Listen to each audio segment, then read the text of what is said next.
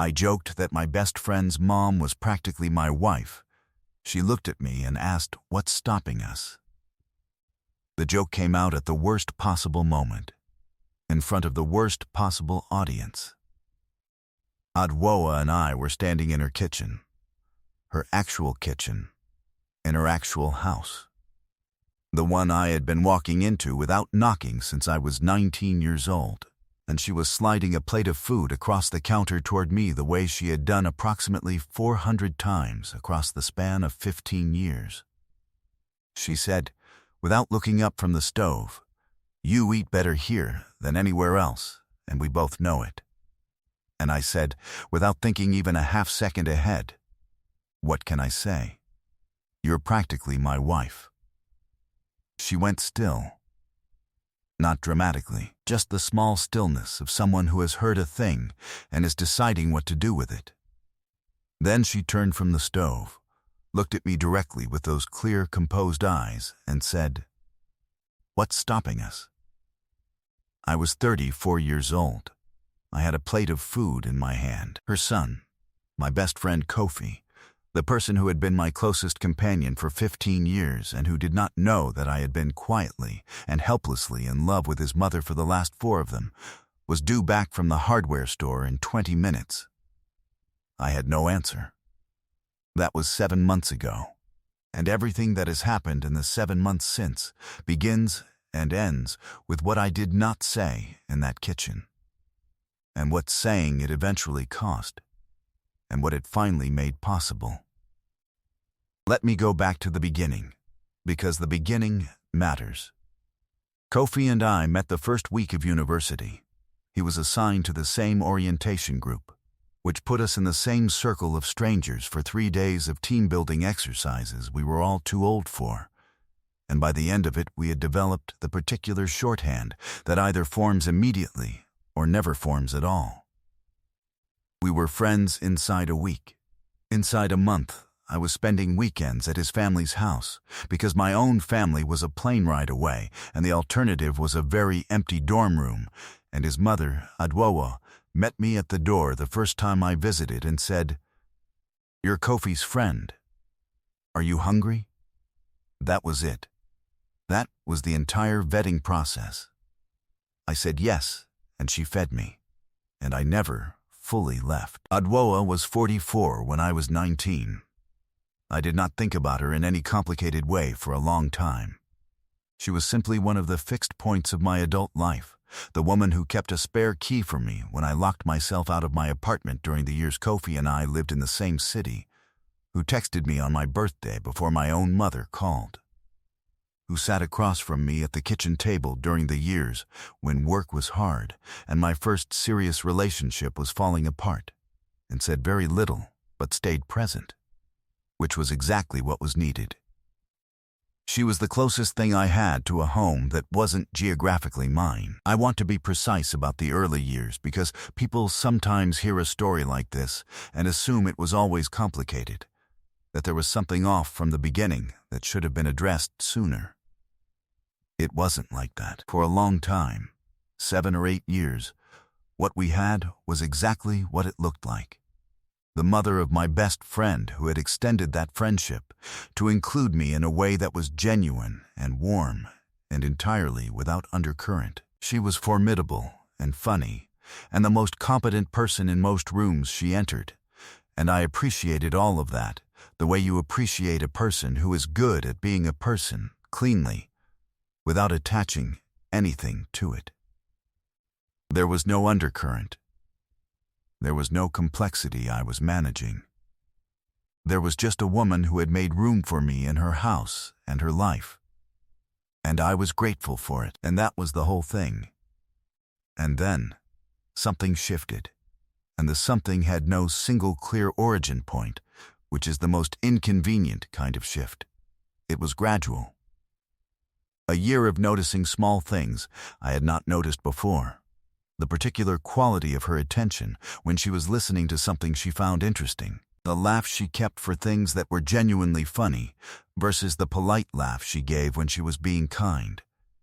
The way she moved through a room like she had made a decision about where she was going, and the room had simply agreed.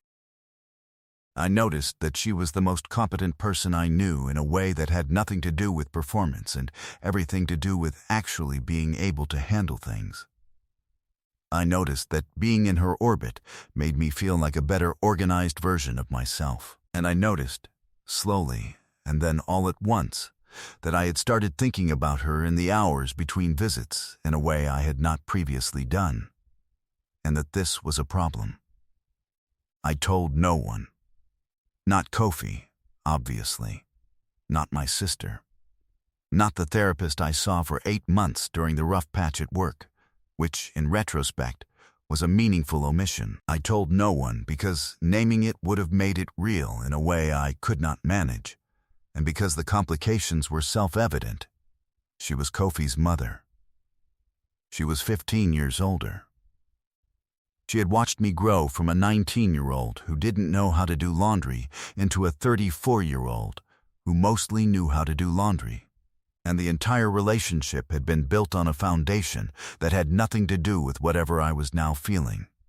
So I kept it where it was, which is to say, extremely close to the surface and completely unnamed. The logic I gave myself was elaborate and, in its way, genuinely felt. Adwoa was Kofi's mother. She had known me since I was a teenager who could not be trusted with houseplants. The entire architecture of our relationship had been constructed on the foundation of a friendship that came first and came through someone else, and to introduce something new into that architecture. Something that would require both of them to look at it, accommodate it, decide how they felt about it, seemed, on every pass I made through the reasoning. Like an act of disruption I did not have the right to commit. Kofi's trust was not a small thing.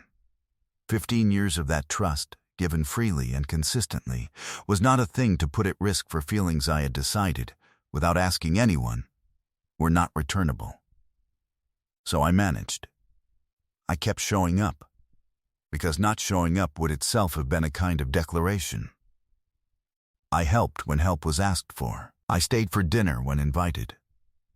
I had the easy, practiced conversations and the genuinely funny ones, and the hard ones too. The conversations where something real was being said, and I had all of them inside a careful frame that I maintained like a thing I was paid to maintain. Every time I felt the frame bending, I made a joke, and the joke restored the distance, and we moved on. For 4 years I managed this with a combination of discipline, avoidance of certain kinds of eye contact, and jokes. The jokes were structural. They were the thing I used to say something adjacent to what I felt, while maintaining a safe distance from actually saying it. They were gentle. They were deniable. They were the exact kind of humor that lets you test a thing without committing to the test. You take better care of me than anyone. If Kofi didn't exist, I'd have proposed by now. Remind me why I don't just move in here permanently. Each one landed and passed, unremarked, into the general texture of our 15-year friendship. Until the one that didn't. What I understand now, which I did not understand then, is that the jokes were not actually safe. They were not the neutral instrument I had decided them to be. Every one of them carried real information, and the person hearing them was not obligated to treat them as weightless simply because I had designated them weightless. I had been handing her real signals and then watching her put them down carefully and waiting to see if I would say the actual thing. And when I didn't, she put them down again, and so it went for 4 years. I found this out later. But first I had to get through the kitchen. What's stopping us? She said it evenly. Not with drama. Not as a rhetorical flourish. Not as a joke being returned. She said it the way she said most things, like a question she actually wanted an answer to. I stood in her kitchen with the plate in my hand, and I did the thing I had been doing for 4 years. I laughed. I said something about Kofi coming home. I redirected the conversation to the food, which was genuinely excellent, and within 90 seconds I had steered us back to safe water. She let me do it. She did not press. She turned back to the stove, and Kofi arrived 17 minutes later with a bag of hardware supplies and a story about a parking situation. And the evening proceeded as evenings in that house always did. But something had changed, and both of us knew it, and neither of us said so. The following 3 weeks were the strangest I had spent in the entire 15 years of knowing that family. I replayed the kitchen moment on a near-continuous loop for the first 48 hours. Not the question itself, I had heard the question clearly enough, but the quality of how she had asked it. She had not laughed. She had not given it the soft tone you give something you're passing off as playful. She had asked it with the same even directness she brought to every real conversation. And then she had watched me redirect and let me do it, and not said another word about it. That was the part I kept returning to. She had let me go. She had not pushed. And in the not pushing there was something I could not fully categorize. Kindness, maybe, or patience, or something that wanted to give me the chance to arrive somewhere on my own.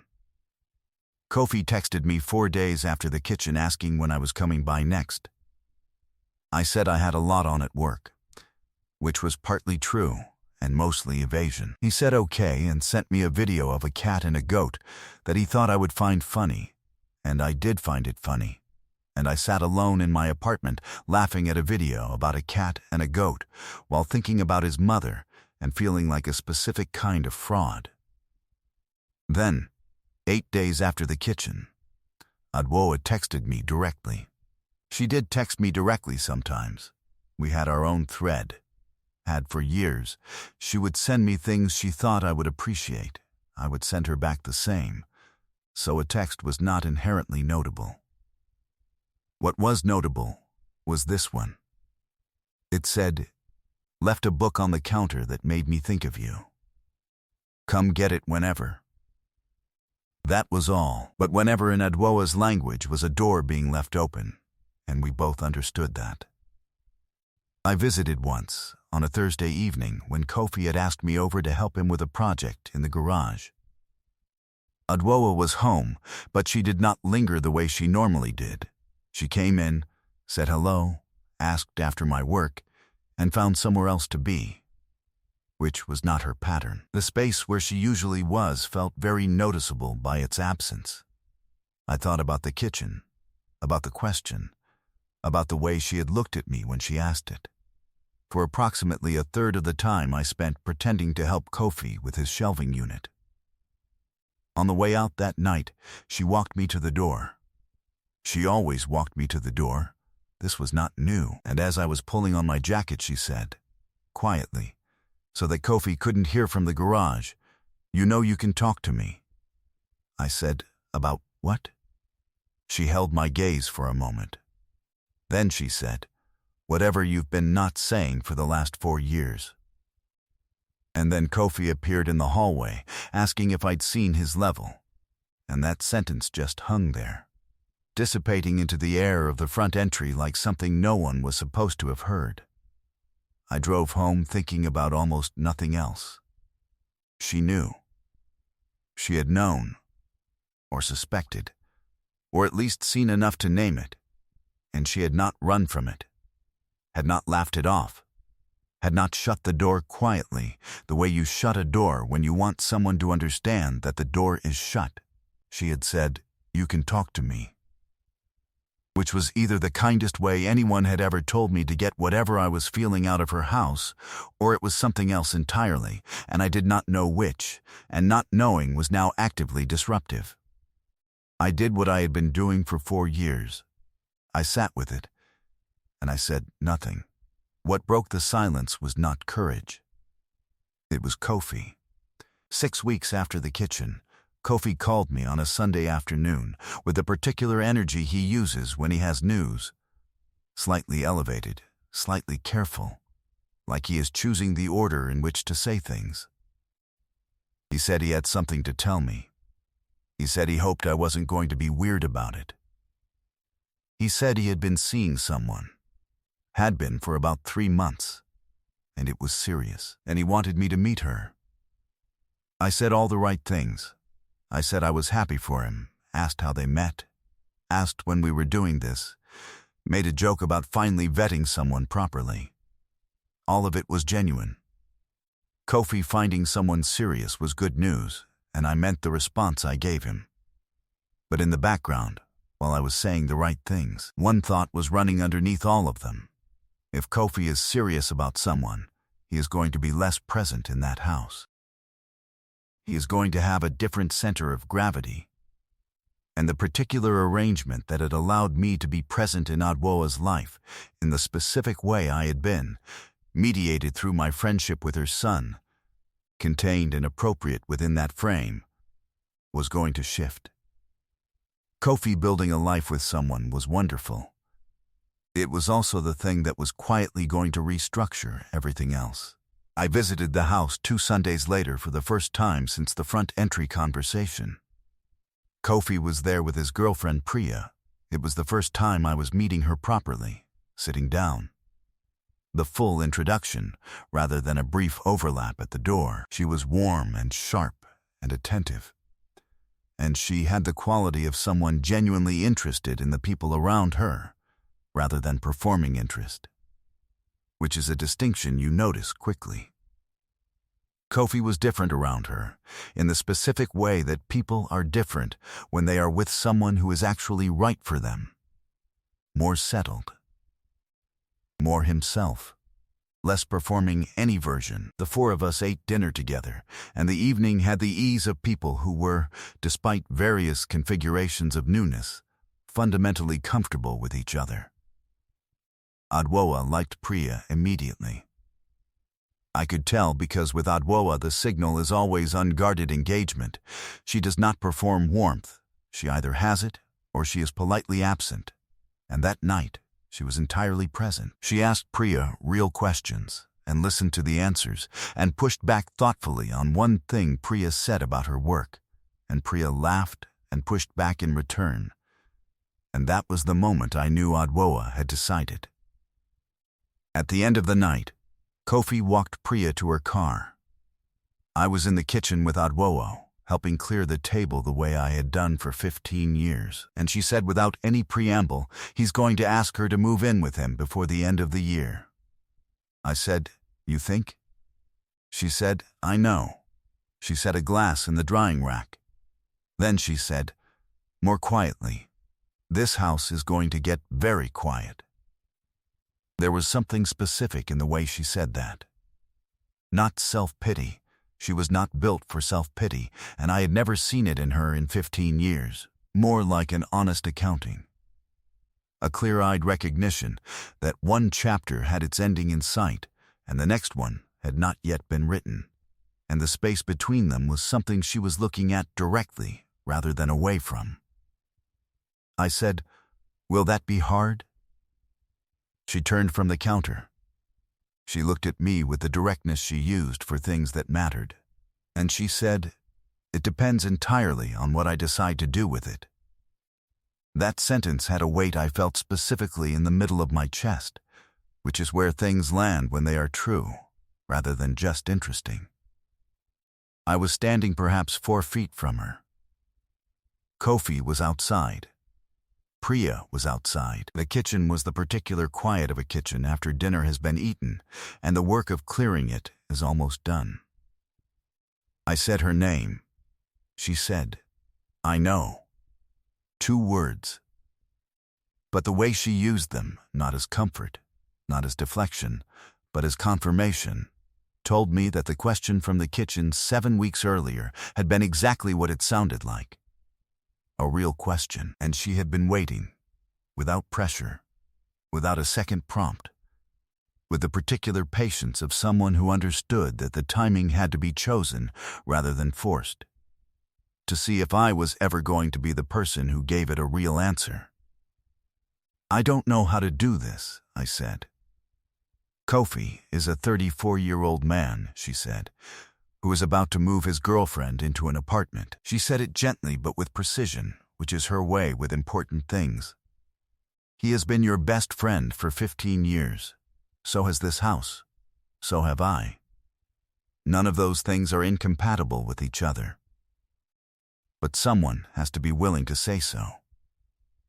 That was the sentence that arrived as a recognition rather than new information, like something I had known and been declining, carefully, to look at directly.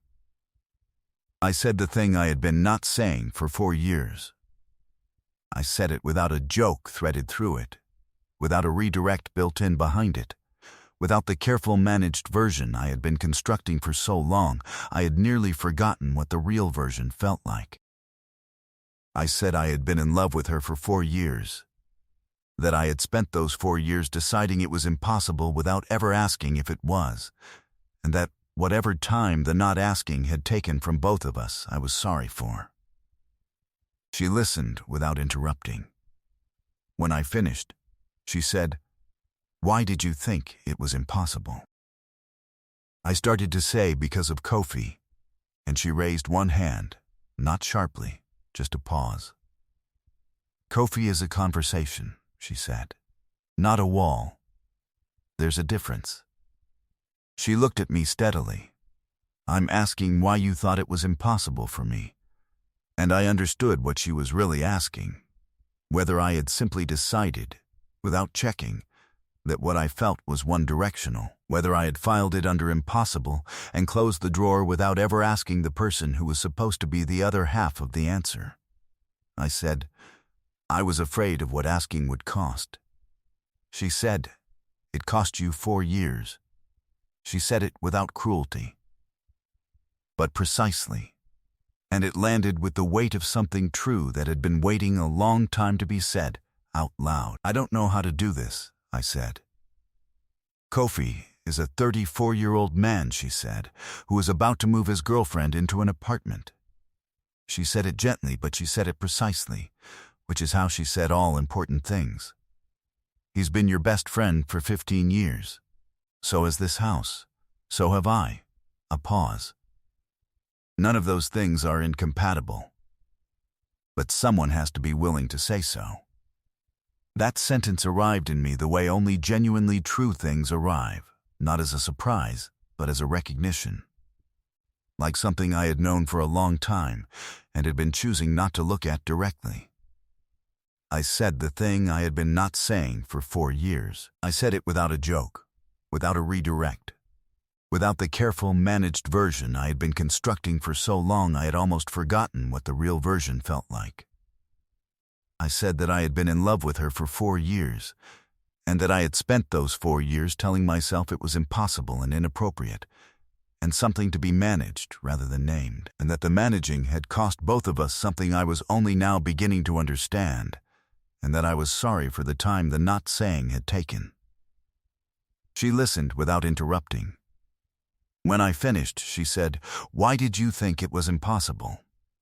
I started to say because Kofi, and she held up one hand, not sharply, just a pause. "Kofi," she said, "is not a reason. He's a conversation. There's a difference." She looked at me steadily. "The question I'm asking is, why did you think it was impossible for me?" And I understood what she was asking. She was asking whether the years and the history and the specific way we had known each other had made me assume, without ever checking, that what I felt was unreturnable, that I had simply decided it was one-directional and filed it accordingly and never asked. I said, "I was afraid of what asking would cost." She said, "It cost you 4 years." She said it without cruelty, but it landed with a precision I felt all the way down. The front door opened. Kofi came back in, alone, saying Priya had an early morning and he was thinking about ordering dessert from the place down the street. Did anyone want anything? We said yes, both of us. And the evening continued. And nothing had visibly changed, and everything had changed, and we both knew it. And we moved through the next hour in that knowledge the way you move through a room when you have just remembered something important and haven't yet decided what to do with it. I drove home that night understanding that there was one more thing that had to happen before any of this could become what it was trying to become. Adwoa had been clear. I had been clear.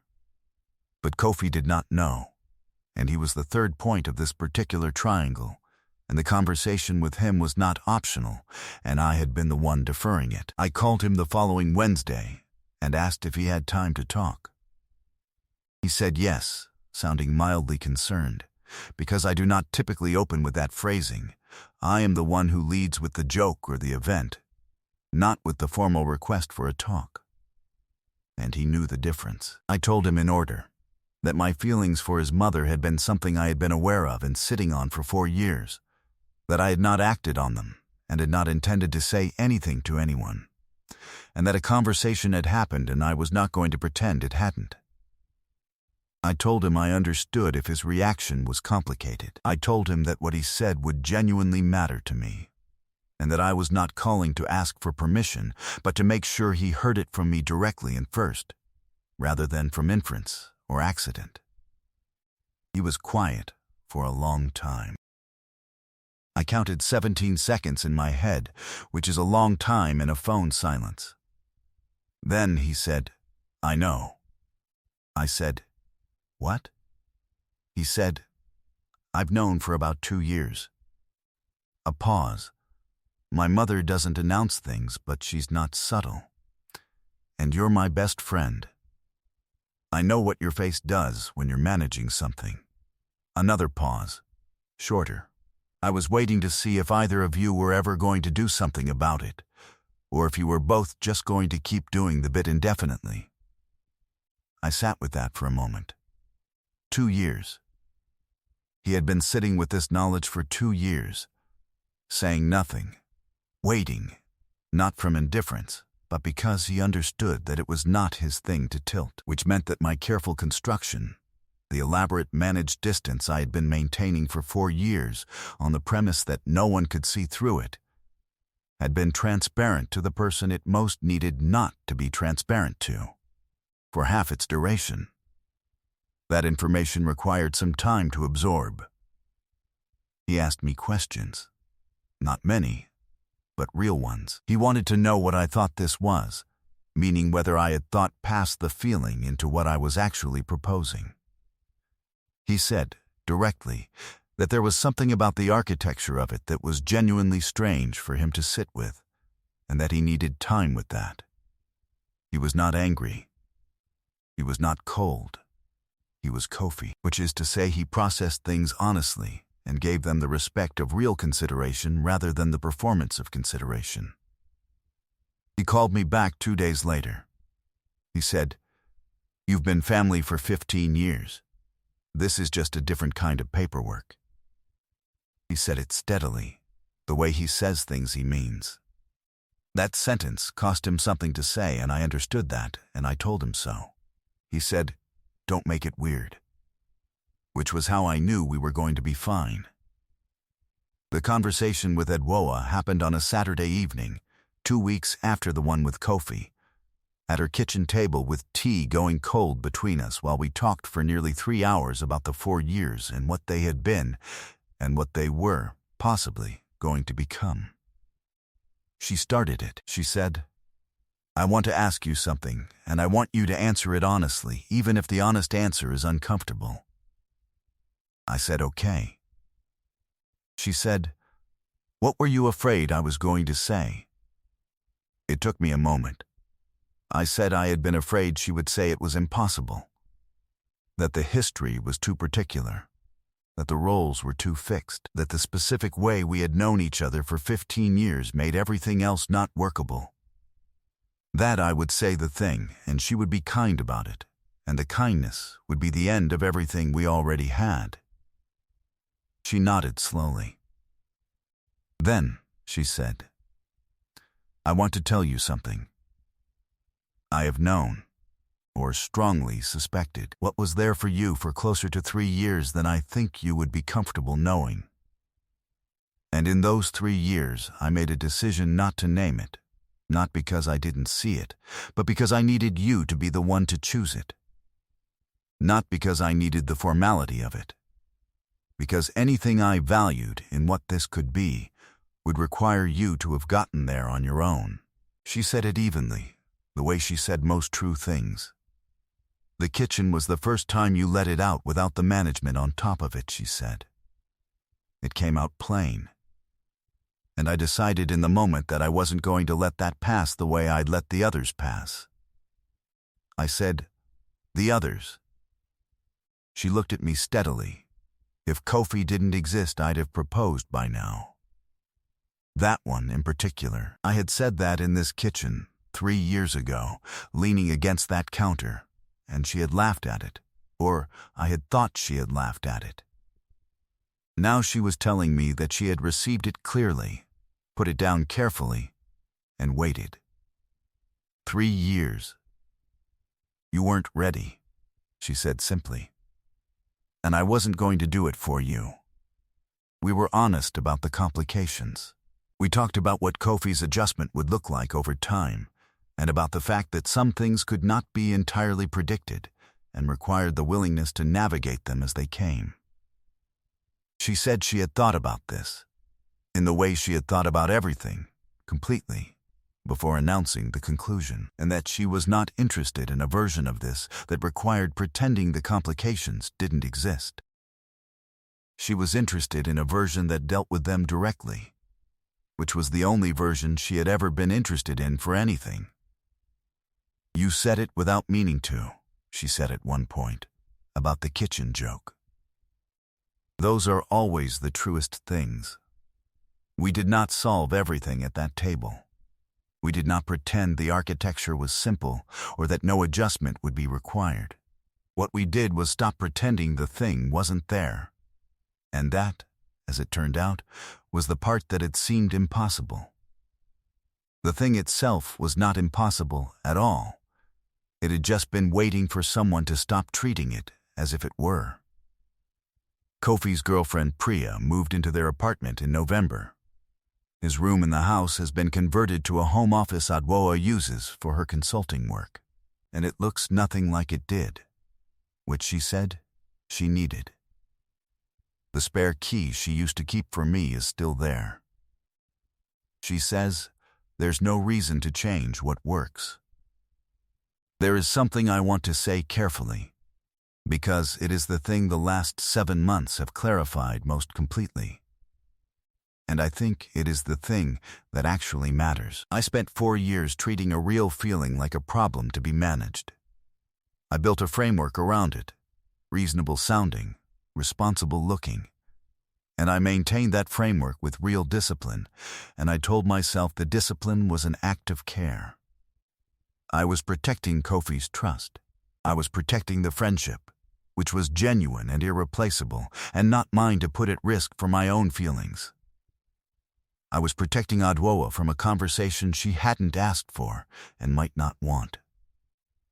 What I was actually doing was protecting myself from the risk of being wrong, from the exposure of saying the thing and having it not be returned, or, worse, having it returned in a complicated way that required everyone to navigate something hard. The self-protection was real. The reasoning I built around it was post hoc, and I had been building it for 4 years until it was load-bearing, until I genuinely believed I was being considerate rather than careful. The problem is that the people I thought I was protecting were not protected by my silence. They were just left without information they were entitled to have. Kofi had been watching and seeing and making his own quiet decisions about it for 2 years. Adwoa had been receiving my signals clearly. Every joke, every bit of managed warmth, every careful redirect, and putting them down gently and waiting to see if I would arrive. The only person my 4 years of careful management had actually served was the one who was afraid. I have thought a lot in the months since the kitchen about what the almost costs. Not in the dramatic moment, not the kitchen, not the front entry conversation, not the Sunday dinner where Priya was present and the clock made itself felt. In the ordinary moments, the Sundays I sat at that kitchen table and felt something I immediately redirected. The time she said something precise and true, and I felt the warmth of it, and then turned it into something lighter, because lighter was safer. The times I left that house and drove home and sat in my parking space for a few minutes, not quite ready to go inside, not entirely sure what I was feeling, declining to look at it directly. Those were not neutral moments. They were small, invisible costs, paid consistently across 4 years, accumulating into something with real weight. They almost feel safe because you never have to risk the thing you're protecting. You never have to say the thing that could change everything. You get to keep what you have, intact, inside its existing definition. And on any given day, that trade feels reasonable. But it compounds. And eventually the cost of the almost becomes identical to the cost of losing the thing anyway. It just costs you more slowly, in a way that looks like nothing from the outside. What broke it was a joke I didn't mean to make, and a question she had been waiting to ask. Kofi's girlfriend Priya moved into their apartment in November. His room in the house has been converted to a home office that Adwoa uses for her consulting work, and it looks completely different from how it did, which she said she needed. The spare key she used to keep for me is still on the hook by the door. She says there's no reason to change what works. The kitchen counter where she slid the plate toward me is still the same kitchen counter. I still eat better there than anywhere else. It still has nothing to do with the food. The book she left on the counter the week after the kitchen, the one she texted me about, The Open Door, turned out to be a short novel about 2 people who spent 30 years being careful about each other. She had put a single sticky note on the inside cover. It said, "Took them too long too." She does not make grand gestures. She makes precise ones. I have gotten better at recognizing the difference between protecting something and hiding from it. They look almost identical from the inside. The distinction, I have found, is whether you're afraid of what you might lose or afraid of what you might have to face. One is care. The other is just fear in a better coat. I had been wearing the coat for 4 years. It was a very well-made coat. It fit perfectly, and I had worn it so long I had almost forgotten it was a coat and not my actual posture. Taking it off turned out to be the easier part. Have you ever realized that the person who had been quietly, steadily, patiently present in your life was someone you'd been keeping at arm's length? Not because you didn't feel it, but because saying it first meant risking everything. Tell me about that moment in the comments. And if this story landed somewhere real for you, subscribe before you close this, because the next one might be exactly the one you needed.